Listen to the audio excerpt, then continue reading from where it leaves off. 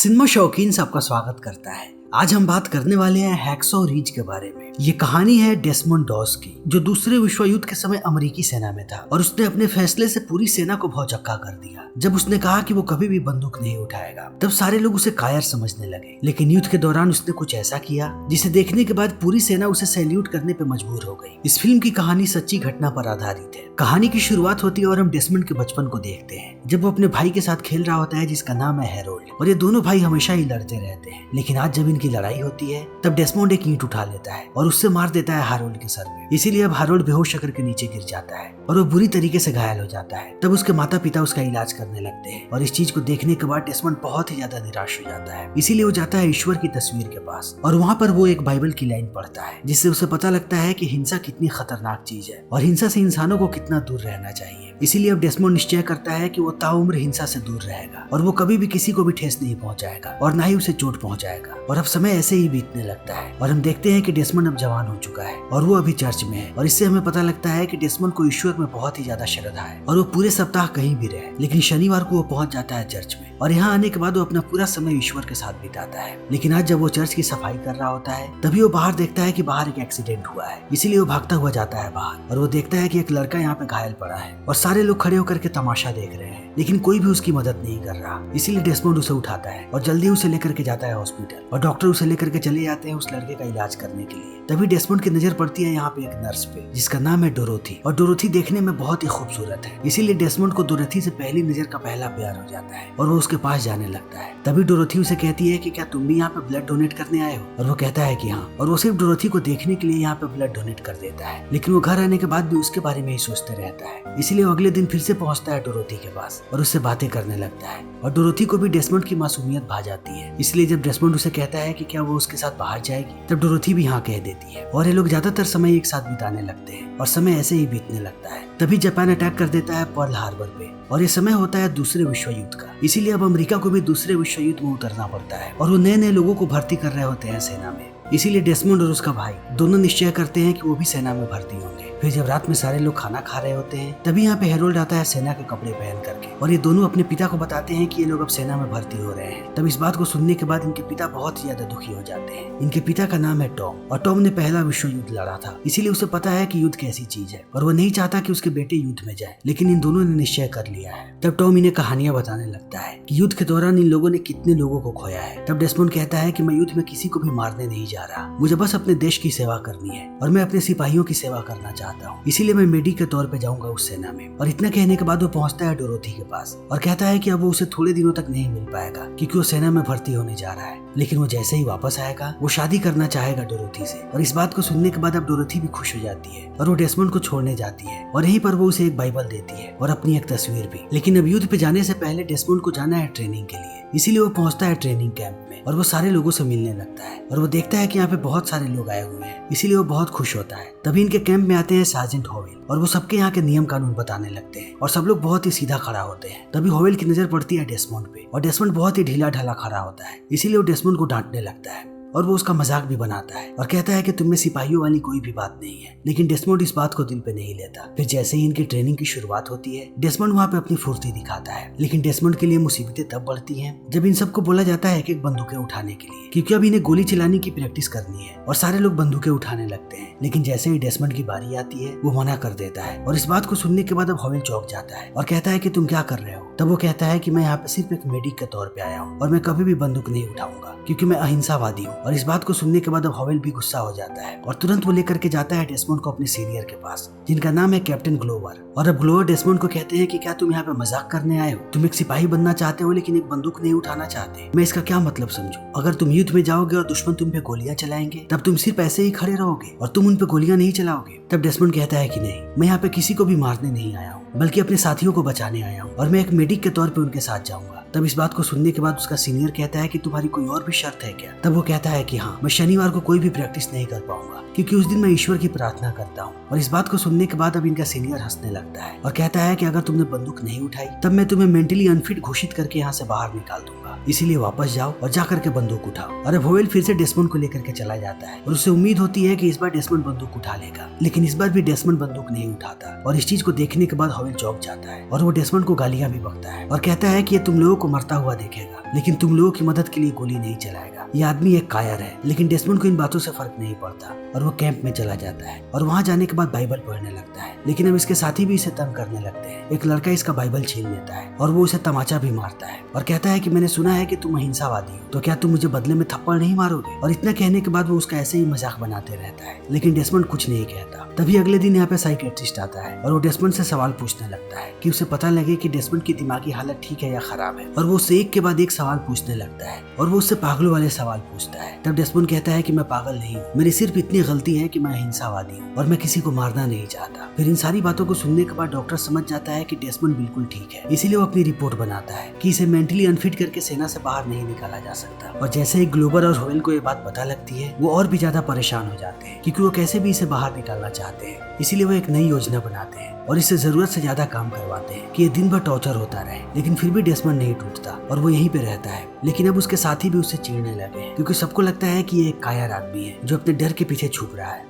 इसीलिए जब रात में वो सोया होता है तब उसके बहुत सारे साथी मिलकर के उसे पीटते हैं और वो उसे बुरी तरीके से घायल कर देते हैं। तभी सुबह में यहाँ पे होवेल आता है और जब वो डेसमंड की हालत देखता है तब उसे भी तरस आ जाता है। फिर वो पूछता है कि तुम्हें किन लोगों ने मारा, उनके नाम बताओ। लेकिन डेसमंड किसी का भी नाम नहीं बताता क्योंकि वो नहीं चाहता कि वो लोग परेशानी में फंसे। तब होवेल कहता है कि तुम जैसे लोगों के लिए जगह नहीं है, अगर तुम घर जाना चाहो तब तुम्हें कोई नहीं रोकेगा, तुम घर जा सकते हो। लेकिन डेसमंड कहता है कि नहीं, वो यहीं पे रहेगा। और समय ऐसे ही बीतने लगता है और अब वो दिन आता है जब इन्हें छुट्टी मिलने वाली होती है और एक एक करके सबको छुट्टी मिलने लगती है। लेकिन जैसे ही डेसमंड की बारी आती है, उनका सीनियर कहता है कि तुम्हें छुट्टी नहीं मिल पाएगी क्योंकि तुमने राइफल ट्रेनिंग मिस की है और अगर कोई एक भी ट्रेनिंग मिस करता है तब उसे छुट्टी नहीं दी जाती। तब डेसमंड कहता है कि मैं एक मेडिक हूँ और मुझे वो ट्रेनिंग करने की जरूरत नहीं है और मैं बंदूक नहीं उठाना चाहता। तब इनका सीनियर कहता है कि कोई बात नहीं, मैं तुम्हारी सारी गलतियों को माफ करने को तैयार हूँ अगर तुम सिर्फ मुझे अभी एक गोली चला करके दिखा दो। लेकिन डेसमंड कहता है कि नहीं, मैं बंदूक कभी भी नहीं उठाऊंगा। और इस बात को सुनते ही उसका सीनियर भड़क जाता है और कहता है कि तुमने यहाँ के नियमों का उल्लंघन किया है और अपने सीनियर की आज्ञा का पालन नहीं किया है, इसीलिए अब तुम्हारा कोर्ट मार्शल होगा। और इतना कहने के बाद वो उसे काल कोठरी में डलवा देता है। तभी हम डोरोथी को देखते हैं जो डेसमंड का इंतजार कर रही होती है, लेकिन डेसमंड नहीं आता। तब वो पहुंचती है डेसमंड के पास। तब डेसमंड उसे पूरी बात बताता है। तब डोरोथी उसे समझाने की कोशिश करती है, लेकिन डेसमंड कहता है कि नहीं, ये सारी चीजें मेरे उसूलों के खिलाफ है, मैं प्रैक्टिस के लिए भी बंदूक नहीं उठा सकता क्योंकि उससे इंसानों की जान ली जाती है। और अब इन सारी बातों को सुनने के बाद डोरोथी भी समझ जाती है कि डेसमंड नहीं मानेगा और वो अपने उसूलों का बहुत ही पक्का है और सेना वाले उसका जल्दी ही कोर्ट मार्शल कर देंगे। इसीलिए अब डोरोथी कॉल करती है डेसमंड के पिता को और उन्हें पूरी बात बता देती है। इसीलिए अब टॉम अपने यूनिफॉर्म को पहनता है और पहुंचता है अपने सीनियर के पास जिसके साथ कभी उसने युद्ध किया था और उनसे मिलकर के उन्हें पूरी बातें बताता है। तभी हम डेसमंड को देखते हैं जिसे कोर्ट में पेश किया जाता है और यहाँ पर उसके चार्जेस बताए जाते हैं कि उसने अपने सीनियर के आज्ञा का उल्लंघन किया है और उनके ऑर्डर को नहीं माना है, इसीलिए उसका कोर्ट मार्शल होना है। इसीलिए अब जजेस इस बारे में पूछते हैं। तब डेसमंड अपनी सफाई में कहता है कि वो सिर्फ एक मेडिक है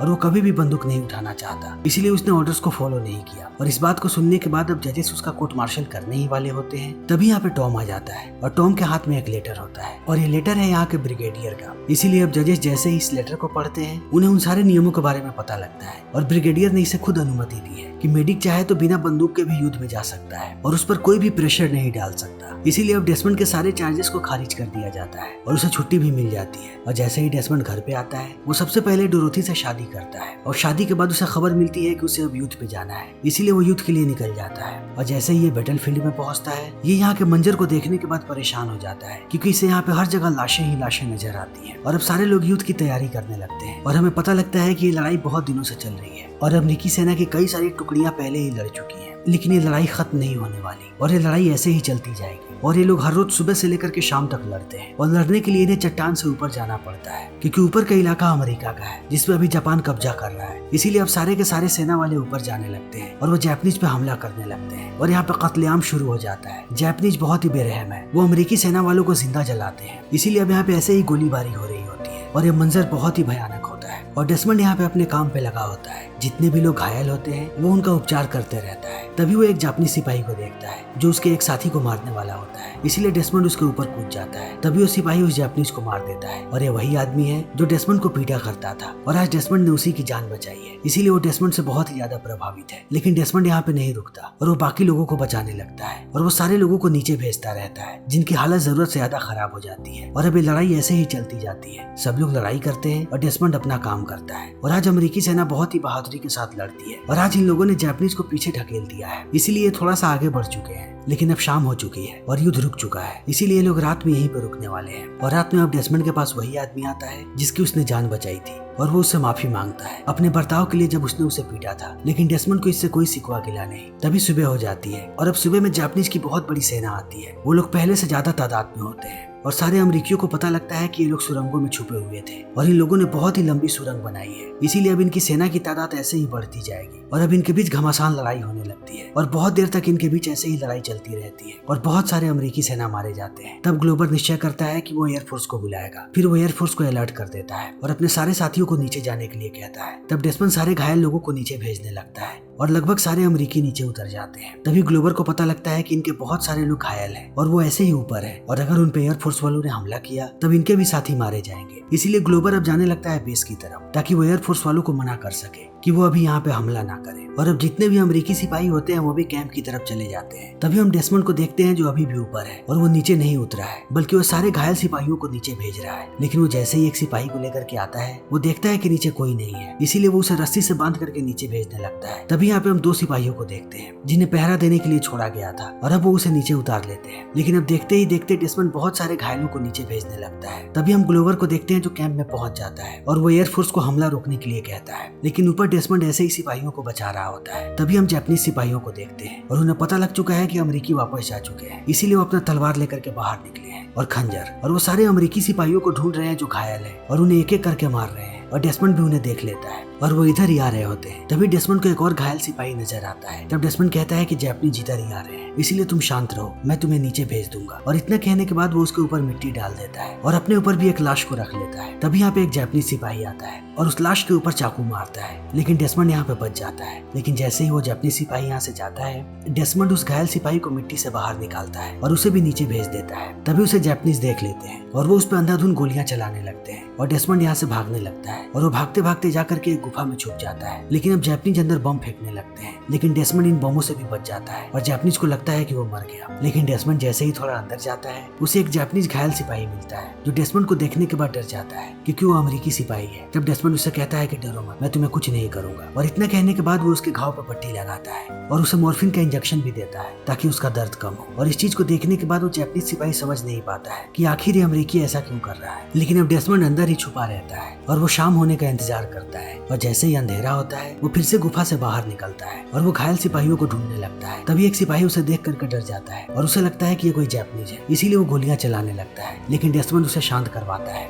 और फिर उसे नीचे भेज देता है और एक के बाद एक वो ऐसे ही सिपाहियों को नीचे भेजते रहता है और वो रात भर उन्हें नीचे भेजता है। लेकिन नीचे भेजने में बहुत ही ज्यादा मेहनत लगती है क्योंकि वो रस्सी से नीचे भेजता है, इसीलिए अब डेसमंड के दोनों हाथ एकदम कट चुके हैं और डेसमंड बुरी तरीके से घायल हो चुका है। फिर भी वो ईश्वर से दुआ मांगता है कि ईश्वर उसे इतनी ताकत दे कि वो सारे सिपाहियों को बचा सके। और ऐसे करके वो फिर से काम पे लग जाता है और फिर से सिपाहियों को नीचे भेजने लगता है और वैसे ही अपने काम पे लगा रहता है और वो सुबह तक लोगों को नीचे भेजता है। लेकिन जैसे ही सुबह उजाला होता है उसे सार्जेंट हॉवेल मिलते हैं और उनके पास और भी लोग घायल होते हैं और सार्जेंट भी घायल हो चुके हैं। तब डेसमंड यहाँ पे हॉवेल को रुकने के लिए कहता है और वो बाकी लोगों को नीचे भेजने लगता है। तभी हम ग्लोवर को देखते हैं और ग्लोवर जब कैंप में आता है तब वो देखता है कि यहाँ पे घायल सिपाहियों की तादाद बहुत ही ज्यादा है और इस चीज को देख करके वो चौंक जाता है। तब वो अपने लोगों से पूछता है और वो बताते हैं कि रात भर कोई ऊपर से नीचे सिपाहियों को भेज रहा है और वो अभी तक काम कर रहा है। हमारे सारे के सारे सिपाही नीचे हैं लेकिन कोई अकेला ही ऊपर काम कर रहा है। इसीलिए अब ग्लोवर बात करता है घायल सिपाही से और पूछता है कि तुम्हें नीचे किसने भेजा। तब वो कहता है कि डेसमंड डॉस ने। और इस बात को सुनने के बाद अब ग्लोवर चौंक जाता है और यहाँ पर उसे डेसमंड की असली ताकत पता लगती है और उसे इस बात का एहसास होता है कि जिसे कभी उसने कायर कहा था वो इन सब में सबसे बहादुर है, क्योंकि इनके पास हथियार होने के बाद भी ये लोग ऊपर नहीं टिके। लेकिन डेसमंड के पास कोई भी हथियार नहीं है, फिर भी वो रात भर ऊपर रहा दुश्मनों के बीच और उसने अपने सिपाहियों की जान बचाई। इसीलिए अब ग्लोवर यहाँ पे बहुत ज्यादा प्रभावित होता है डेसमंड से और उसे अपनी गलती का एहसास होता है कि वो डेसमंड को लेकर के कितना गलत था। तभी हम डेसमंड को देखते हैं जो बहुत सारे सिपाहियों को नीचे भेज चुका है और अब वो वापस जाता है हॉवेल के लिए। लेकिन अब सुबह हो चुकी है, इसीलिए सारे के सारे जापानीज सिपाही बाहर आ चुके हैं और वो इन्हें देख लेते हैं, इसीलिए वो अंधाधुंध इन पे गोलियां चलाने लगते हैं। तब डेसमंड नीचे एक कपड़ा बिछाता है और उस पर हॉवेल को बैठा करके उल्टा खींचने लगता है। तब हॉवेल जापानीज सिपाहियों पे गोलियां चलाता है और ये लोग उस जगह पे आ जाते हैं जहाँ से इन्हें नीचे आना है। तब डेसमंड बिल्कुल भी वक्त जाया नहीं करता और वो तुरंत हॉवेल को नीचे भेज देता है। तब हॉवेल उसे बार बार कहता है कि तुम भी नीचे आओ। तब डेसमंड कहता है कि अभी भी कुछ लोग बाकी हैं और इतना कहने के बाद वो वापस जाता है और अपने साथ एक और घायल सिपाही को लेकर के आता है और अब वो भी नीचे उतर जाता है। लेकिन लेकिन डेसमंड की हालत देखने के बाद अब सारे के सारे सैनिक भौचक्का रह जाते हैं, क्योंकि डेसमंड बहुत ही बुरी तरीके से घायल है। लेकिन फिर भी वो रात भर काम करता रहा है और अब इन सारे लोगों को पहली बार डेसमंड की ताकत का अंदाजा हुआ है और सबकी नजरों में डेसमंड के लिए इज्जत बढ़ चुकी है और सबके दिल में अब डेसमंड के लिए प्यार है। इसीलिए अब डेसमंड को भी भेजा जाता है इलाज के लिए। लेकिन जैसे ही डेसमंड का उपचार होता है वो कैंप से बाहर आ जाता है और वो अपना ज्यादातर समय ईश्वर के साथ बिताना चाहता है। इसीलिए वो वहाँ पर बैठ करके बाइबल पढ़ने लगता है और सारी बातों को भूल जाता है। तभी उसके पास ग्लोबर आता है और कहता है कि मैंने तुम्हारे जैसा बहादुर इंसान अपनी पूरी जिंदगी में नहीं देखा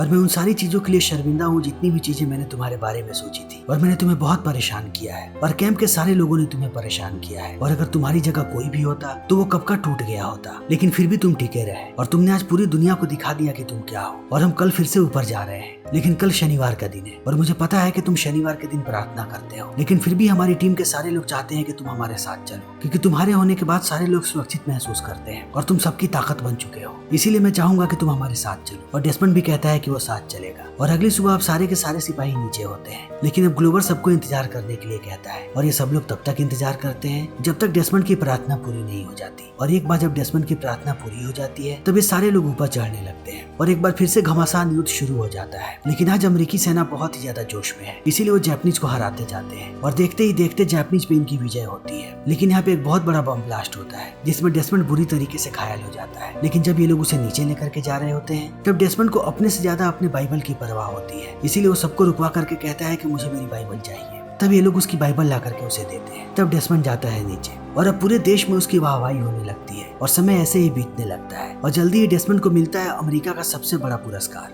यानी मेडल ऑफ ऑनर। और ये पुरस्कार मिलता है उसे उस समय के राष्ट्रपति हैरी ट्रूमैन के द्वारा। और ऐसे ही पूरी दुनिया उसकी गुण गाती रहती है और समय बीतने लगता है और डेसमंड अपने मरते समय तक अपनी पत्नी के साथ रहता है। और 2006 में डेसमंड की मृत्यु होती है और उस समय डेसमंड की उम्र थी 87 साल। और इसी के साथ ये फिल्म यहीं पे खत्म हो जाती है। तो दोस्तों हमारी आज की ये वीडियो यहीं पे खत्म होती है। अगर आपको हमारी ये वीडियो पसंद आई हो तो इसे लाइक करें, शेयर करें और चैनल को सब्सक्राइब करें। Thank you.